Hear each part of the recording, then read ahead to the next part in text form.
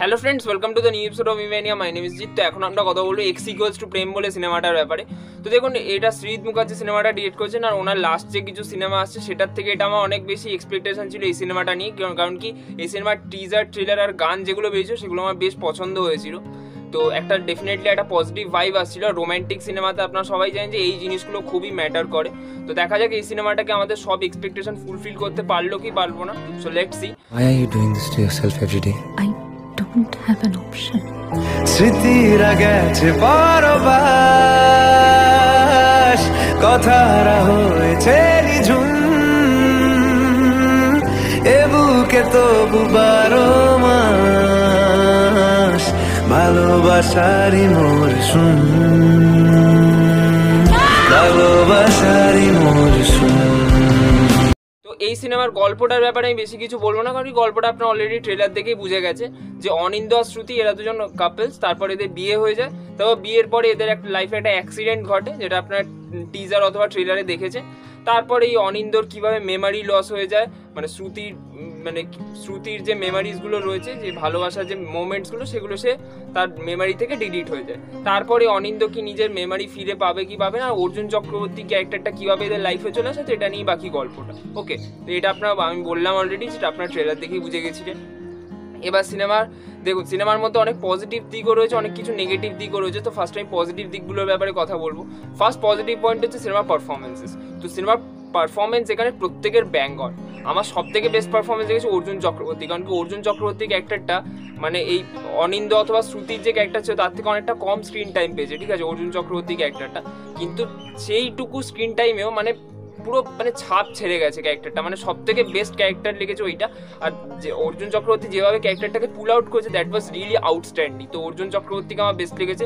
তারপর অনিন্দর পারফরমেন্স আমার দারুণ লেগেছে। তার ডেবিউ সিনেমা একটা সিঙ্গেল সেকেন্ডও তাকে স্ক্রিনে দেখে মনে হচ্ছে না যে এটা সে ডেবিউ করছে বাংলাতে। He has just nailed it on this role. তারপর শ্রুতির পারফরমেন্সও ভালো হয়েছে, তার যেরকম তার ক্যারেক্টারটা ছিল সেটাকে খুব ভালোভাবে জাস্টিফাই করেছে। So she is also very good in this film.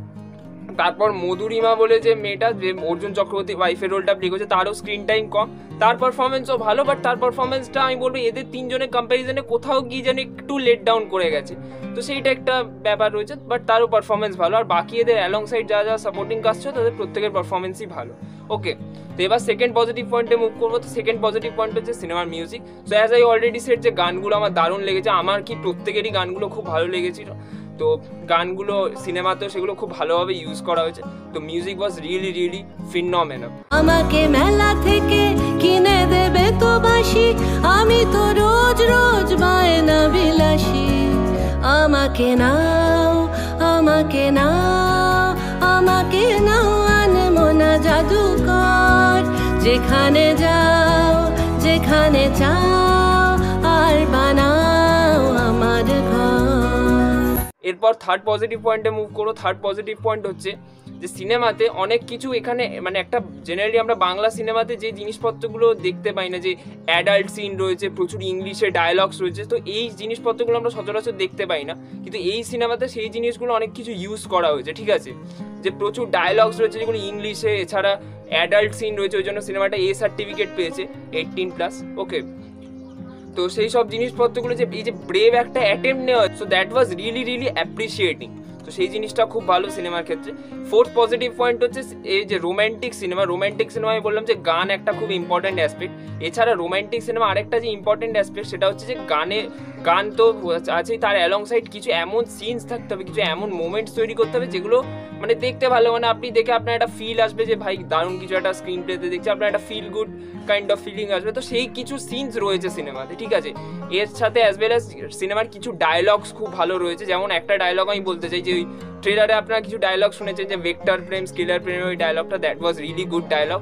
এছাড়া একটা ডায়লগ আছে, অনিন্দ ওই শ্রুতিকে বলে যে our love story turns into a thriller. Okay, তো ওই যে ডায়লগটা রয়েছে ওই ডায়লগটাও খুব ভালো। আরও কয়েকটা ডায়লগস রয়েছে, তো কিছু ডায়লগস। এবার আমরা নেগেটিভ পয়েন্টে মুভ করবো। তো সিনেমার ফার্স্ট নেগেটিভ পয়েন্ট হচ্ছে সিনেমা স্ক্রিন প্লে। সিনেমা স্ক্রিন প্লেটা এরকম, আমি একটা এক্সাম্পল দিয়ে বোঝাচ্ছি, যে আমরা যখন ছোটোবেলা অঙ্ক করতাম বা কোনো ওই থিওরিয়াম লিখতাম, উপপাদ্য লিখতাম বা হোয়াট এভার, তো কী করতাম যে আমরা প্রথমে ফার্স্টে ডেফিনেশন দিতে হতো, আমরা ডেফিনেশনটা দিতাম, ঠিক আছে, তারপর মানে বাকি সব ওই মানে কি আমরা প্রুফ করো হোয়াট এভার ওইসব যে লিখতে হয় না, ওইগুলো আমরা লিখতাম। ওকে, তারপর লাস্টে আমরা যে প্রুফ করতাম, প্রুফটা আমরা ভুলে যেতাম। ওকে, সেখানে আমরা যা খুশি একটা মানে হাবি জাবি লিখে দিয়ে একদম লাস্টে আমরা মানে প্রুফ লিখে বেরিয়ে যেতাম। তো এইভাবে কি করতাম, আমরা মার্কস পেতাম। এটা আমরা মানে সেম গোজ টু মানে যে কোনো আমরা কোনো ম্যাথস করছি বা হোয়াট এভার, সেই ক্ষেত্রে আমরা এই জিনিসটা অ্যাপ্লাই করতাম। ঠিক আছে, যে আমরা অ্যান্সারটা আমাদের মনে আছে, কিন্তু মানে আমাদের যে কীভাবে প্রসেসটা যে ফর্মুলাতে ঢেলে যে কীভাবে করতে হবে সেই জিনিসটা আমরা মনে নিই। ঠিক আছে, তো এই সিনেমার স্ক্রিন প্লেটা হচ্ছে ওই ধরনেরই। আর একটা যেটা নেগেটিভ পয়েন্ট, সেটা আমি আগে বললাম যে ডায়লগসগুলো কিছু কিছু ডায়লগস ভালো, ঠিক আছে, আমি একটা সেটা বললাম। কিন্তু ডায়লগসের একটা নেগেটিভ পয়েন্ট হচ্ছে যে ডায়লগসে এখানে প্রচুর সিনেমার না ডায়লগসের থ্রু দিয়ে রেফারেন্স তুলে আনা হয়েছে। যেমন এক্স ইকুয়ালস টু প্রেম, যে সিনেমাটার মানে অনেকে বলছে যে এর যে ব্রেন ট্রান্সফরমেশন, মেমোরি ট্রান্সফরমেশনের যে কনসেপ্টটা, সেটা নাকি eternal Sunshine of the spotless mind বলে যে সিনেমাটা আছে, সেখান থেকে নাকি এর যে মানে আইডিয়াটা নাকি চুরি করা, সেইটার রেফারেন্স রয়েছে। ঠিক আছে, দ্যাট ওয়াজ ওকে। কিন্তু এখানে প্রচুর সিনেমার এরকম রেফারেন্স তুলে আনা হয়েছে, যেগুলো মানে কিছু কিছু সময় আপনার ভালো লাগবে, আবার কিছু কিছু সময় আপনার একটু ইরিটেটিং মনে হবে যে এত কেন রেফারেন্স তুলে আনছে। তো সেইটা আমার পার্সোনালি অতটা ভাল লাগেনি, মানে ওটা একটা লিমিটের মধ্যে রাখলে আই থিঙ্ক বেটার হতো। এছাড়া আরেকটা যেটা নেগেটিভ পয়েন্ট আমি বলবো, সেটা হচ্ছে যে সিনেমাতে যে মেন যে কনসেপ্টটা, এই মেমোরি ট্রান্সফারের যে কনসেপ্টটা, সেটা কিন্তু এখানে মুখে মুখে জাস্ট মানে বলা হচ্ছে জিনিসগুলো, কিন্তু ভিজুয়ালি তারা কিন্তু কিছু শো করেনি। তো এইটা আমার মনে হয় যেন কোথাও মানে ভিজুয়ালি যদি ওরা কিছু একটু দেখাতো, সেটা আরই আই থিঙ্ক বেটার হতো।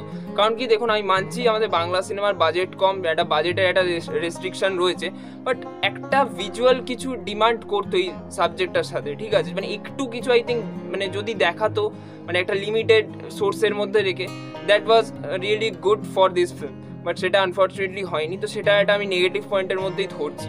ওকে, তো ওভারঅল যদি এক্স ইকুয়ালস টু প্রেমের কথা বলি, তো এক্স ইকুয়ালস টু প্রেম আমার ভালো লেগেছে ইন পার্টস অফ পিসেস। ঠিক আছে, মানে কিছু কিছু জিনিস ভালো আছে, আবার কিছু কিছু জিনিস ভালো, মানে একদম আউটস্ট্যান্ডিং সিনেমাও নয়, আবার একদম খারাপ সিনেমাও নয় যে একদম দেখাই যাচ্ছে না, মানে অসহ্য লাগছে এরকমও মনে হবে না, যে দেখে টাইম ওয়েস্ট হয়ে গেল এরকমও নয়, আবার দেখে যে আউটস্ট্যান্ডিং একটা কিছু দেখলাম সেই জিনিসটাও আপনি পাবেন না। তো it is a decent film, তো আপনি চাইলে সিনেমাটা একবার দেখতে পারেন। It is a very good for one time watch.